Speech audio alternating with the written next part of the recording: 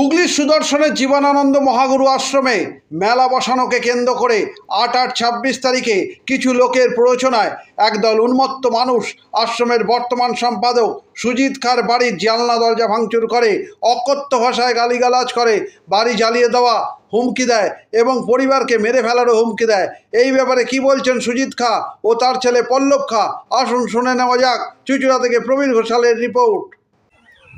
আমি মাননীয় সুজিত খাঁয়ের পুত্র পল্লব খাঁ। বর্তমানে আমি চুঁচুড়া কোর্টে কর্মরত আইনজীবী। কাল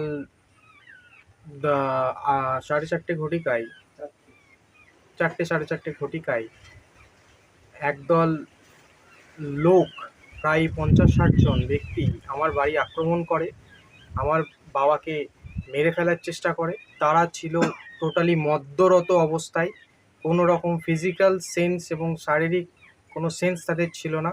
আমার বাড়ি তারা জ্বালিয়ে ফেলার চেষ্টা করে, আমাদের প্রাণে মেরে ফেলার চেষ্টা করে। কোনো রকমে ঘর দরজা বন্ধ করে আমরা বসে থাকি, লোকাল থানায় যোগাযোগ করি।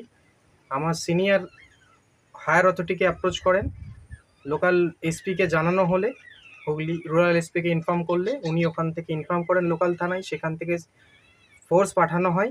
তারপরে ফোর্স আসার গল্প শুনে সেই ভিড়, সেই মব এখান থেকে পালিয়ে যায়।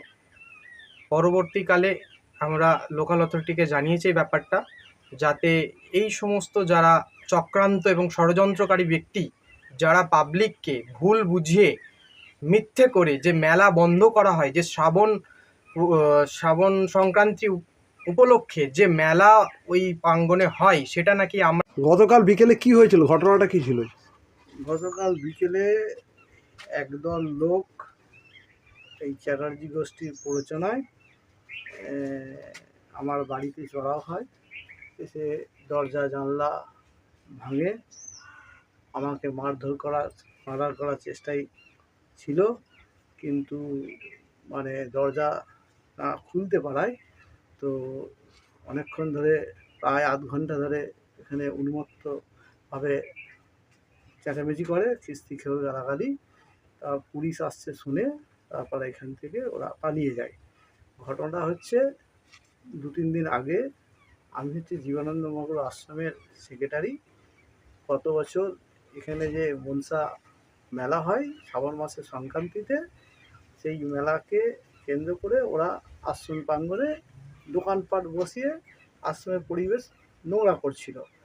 ওই জায়গাটা যেহেতু কোর্টে ইনজাংশন অর্ডার আছে, আমি পুলিশকে বলেছিলাম যে এখানে আশ্রমের পরিবেশ নষ্ট হচ্ছে, যাতে এটা না হয় সেটা একটু দেখার জন্য।